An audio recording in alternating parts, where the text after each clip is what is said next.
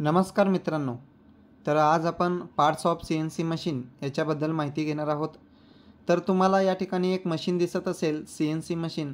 ह्याला वेगवेगळे पार्ट्स आहेत. याच पार्ट्सचं आपण या ठिकाणी डिटेल्समध्ये बघणार आहोत. तर मित्रांनो, CNC मशीनला हे भरपूर पार्ट्स असतात, पण आपल्याला जे महत्त्वाचे पार्ट्स आहेत आणि जे आपण रोज यूज करणार आहे ते मी पार्ट्स याच्यामध्ये घेतलेलं आहे. तेच मी तुम्हाला या ठिकाणी क्लिअर करणार आहे. तर मित्रांनो, त्याच्यामध्ये पहिलं आहे कंट्रोल पॅनल. आता तुम्ही या ठिकाणी बघू शकताय, हे मशीनचं कंट्रोल पॅनल आहे. ह्यालाच आपण ऑपरेटिंग पॅनलसुद्धा म्हणू शकतो. तर ह्याचं काम काय आहे, तर आपल्याला प्रोग्रॅम कंट्रोल करायचं असेल किंवा प्रोग्रॅममध्ये काय चेंजेस करायचं असेल किंवा आपल्याला जे काही आपलं मशीनचा हालचाल आहे, मशीनचा हालचाल करणे, जे काय आपण मशीनचे जे हालचाल करणार आहे, प्रोग्राम टाकणार आहे, मशीनबद्दल जे काही आपण करणार आहे ते पूर्ण याच्या माध्यमातूनच आपण करणार आहे. याचा यूज करूनच आपण करणार आहे. सगळ्या गोष्टी आपण बटनच्या माध्यमातूनच करणार आहोत. त्याच्यानंतर पुढं आहे टेलस्टॉक. आता टेलस्टॉकचं काय यूज आहे बघा, लांब जॉब आणि जड जॉबला सपोर्ट देण्यासाठी. आता तुम्ही काही ठिकाणी बघितलं असेल CNC मशीनवर काम करताना जे जॉब्स भरपूर लांब असतात आणि त्याला आपण कमी पकडलेलं असतं. मग कमी पकडल्यानंतर ते काय होतं, आऊट फिरतो. मग ते आऊट फिरू नये म्हणून आपण त्याला काय करतो, सेंटर सपोर्ट देतो. सेंटर सपोर्ट देऊन मग त्याच्यावरती मशीनिंग करतो. आणि कधी कधी आपल्याला पूर्ण मशीनिंग करायचं असतं. पूर्ण उडी आपल्याला जर मशीनिंग एकाच सेटअपमध्ये पूर्ण आपल्याला मशीनिंग जर करायचं असेल, त्या ठिकाणी आपण सेंटरचा सपोर्ट देऊन आपण करू शकतो. त्याच्यानंतर आहे सर्वो मोटर. तर मित्रांनो, तुम्ही सर्वो मोटर या ठिकाणी बघू शकताय. सर्वो मोटर आपण विदिन 1 मायक्रॉनपर्यंत आपण सर्वो मोटरचं यूज करून हालचाल करू शकतो. आता सर्वो मोटरचं महत्त्वाचं काम म्हणजे काय बघा, जे स्पिंडल जे काय रोटेट करणार आहे, स्पिंडल रोटेट करण्यासाठी सुद्धा आपण सर्वो मोटरचं यूज करत असतो. त्याच्यानंतर एक्स ॲक्सिस झेड ॲक्सिसमध्ये जे काय आपण हालचाल करतो, हे हालचाल करण्यासाठी सुद्धा आपण सर्वो मोटरचंच यूज करत असतो. त्याच्यानंतर आहे चक. आता तुम्ही चक्स बघू शकता, इथं वेगवेगळ्या प्रकारचे चक्स आहेत. त्रिज्या चक आहे, फोरजा चक आहे, सॉफ्ट जॉ आहे, हार्ड जॉ आहे.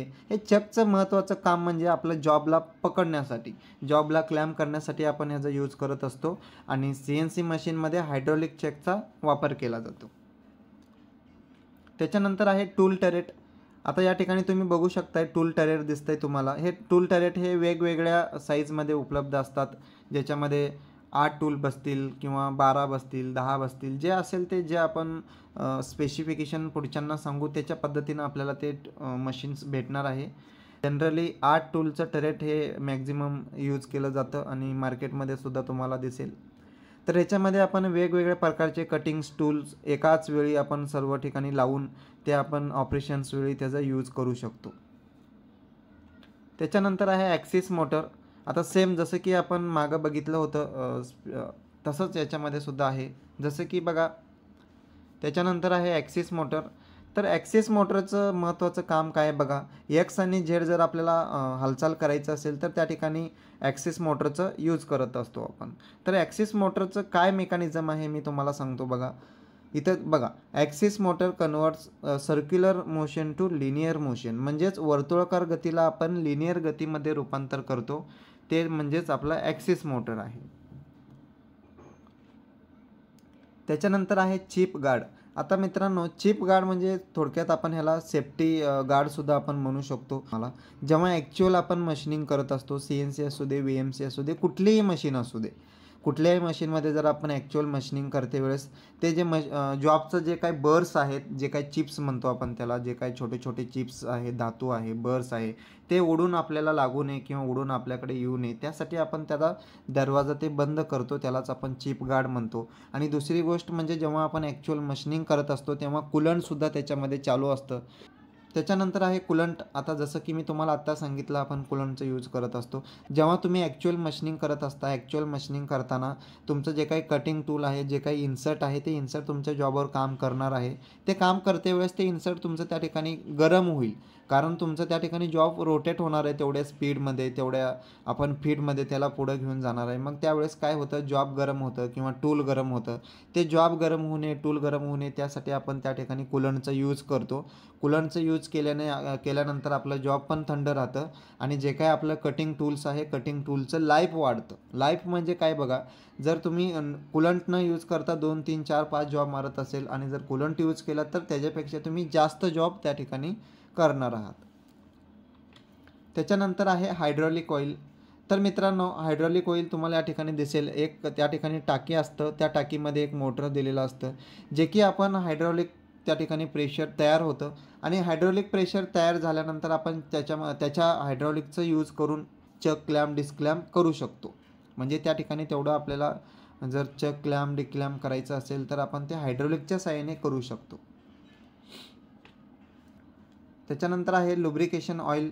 तर मित्रांनो, CNC मशीनमध्ये सतत कार्य करत असलेले भाग, म्हणजे सतत कार्य करत म्हणजे जे सतत आपले काम करत असतात, जे एकमेकांवरती त्या ठिकाणी हालचाल करत असतात, त्या ठिकाणी आपण लुब्रिकेशनचा यूज करत असतो. त्याच्यानंतर आहे PLC. आता तुम्ही बघू शकता या ठिकाणी PLC आहे. जसं आपलं कंट्रोल पॅनल आहे मशीनचं, जसं मेन आपण कंट्रोल पॅनल म्हणतो, तसंच हे एक पूर्ण अख्ख्या मशीनचंच मेंदू आपण म्हणू शकतो ह्याला. तर यालाच आपण PLC म्हणतो. जे आपण आता समजा आपण फॉर एक्झाम्पल एक बटन क्लिक करणार आहे, तर ते बटन क्लिक केल्यानंतर काय व्हायला पाहिजे हे आपण PLCला अगोदर तसं प्रोग्रॅमिंग करून ठेवत असतो त्या ठिकाणी. म्हणजे जे मशीन्स मॅन्युफॅक्चरिंग केलेले आहेत त्यांनी सगळं ते PLC प्रोग्रॅमिंग करूनच ते मशीन तयार केलेलं आहेत. महत्त्वाचं सांगायचं म्हटलं तर आपण त्या मशीनचं मेंदूसुद्धा आपण ह्याला म्हणू शकतो. PLCचं फुल फॉर्म आहे प्रोग्रॅमेबल लॉजिक कंट्रोल, आपण ह्याला म्हणू शकतो. हे आहे PLC. त्याच्यानंतर आहे स्टॅबिलायझर. तर मित्रांनो, स्टॅबिलायझरचं काम आहे CNC मशीनमध्ये वीज नियंत्रित करण्यासाठी स्टॅबिलायझरचा यूज होतो. जे काही लाईट कमी जास्त आहे ते कमी जास्त जरी असेल तरी ते व्यवस्थित त्या व्होल्टेजमध्ये, त्या करंटमध्ये आपल्याला जर मशीनला द्यायचं असेल तर आपण स्टॅबिलायझरचा यूज करून मशीनला देऊ शकतो. अशा पद्धतीने हे जे वेगवेगळे पार्ट्स आहेत, हे वेगवेगळे पार्ट्सचा अभ्यास करा. याचं बघा काय काय पार्ट्स आहेत, काय आहेत आणि हे पॉईंट क्लिअर करा. थँक्यू.